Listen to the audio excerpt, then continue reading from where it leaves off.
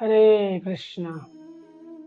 तो हम सबके अंदर बहुत सारी कामनाएं हैं और काम कितनी अधिक मात्रा में हमारे अंदर है ये पता करने के लिए भगवान ने हमें भगवत गीता में एक सुंदर श्लोक सुझाया। अध्याय 3 श्लोक संख्या 38। भगवान बताते हैं, धूमेनाव्रियते बहिर्यथादर्शो मलेन च यथो बलेनावृतो गर्भस् तथा तदेनम आवृतम। कहते हैं, हे अर्जुन, जिस प्रकार से अग्नि धुएं से, दर्पण धूल से अथवा भ्रूण गर्भाशय से आवृत रहता है, उसी प्रकार जीवात्मा इस काम की विभिन्न मात्राओं से आवृत रहता है। यहाँ पे बहुत सुंदर बताया जा रहा है। भक्तों, हम सब कहीं ना कहीं काम की चपेट में हैं। काम मतलब इच्छा, कामना। तो ये कामनाएं, ये इच्छाएं क्या करती हैं? हमारे वास्तविक शरीर को छुपा देती हैं, वास्तविक तत्व को छुपा देती हैं। और फिर क्या होता है? हम धोखेधड़ी के चक्कर में फंस जाते हैं। हमें करना क्या चाहिए, नहीं क्या करना चाहिए, ये हम समझ नहीं पाते। सत्य असत्य में भेद नहीं जान पाते। तो यहाँ बताया जा रहा है कि जैसे अग्नि धुएं से, काम कितनी मात्रा में हमारे अंदर है। मनुष्य में क्या बताया गया? जैसे अग्नि धुएं से। अग्नि आप देखेंगे, जहां धुआं है वहां अग्नि निश्चित है, लेकिन धुएं से ढकी हुई है। क्यों ढकी हुई है? क्योंकि धुआं अधिक है और अग्नि कम है। धुआं अधिक है, अग्नि कम है।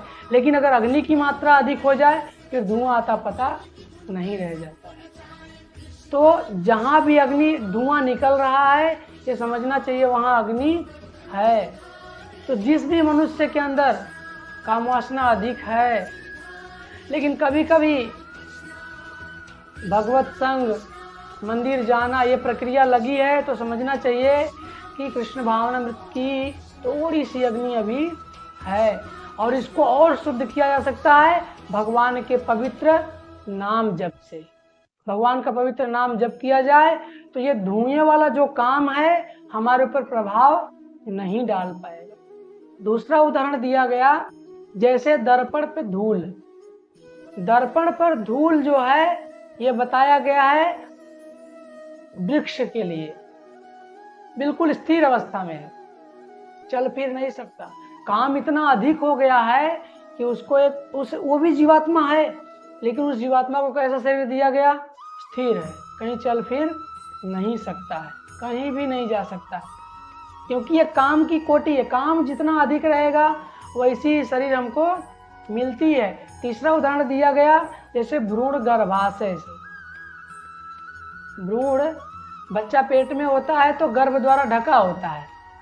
हमको लगता है कि स्वस्थ है, हाथ पैर चला रहा है, लेकिन नहीं, वो हाथ पांव चला रहा है क्योंकि उसकी मजबूरी है ना। वो विपरीत परिस्थिति में है।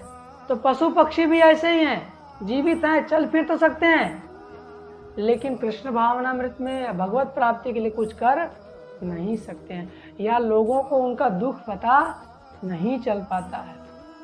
तो क्या करना चाहिए इसके लिए? हमें उचित प्रयोजन से अपने आप को कृष्ण भावनामृत में लगाने का प्रयास करना चाहिए।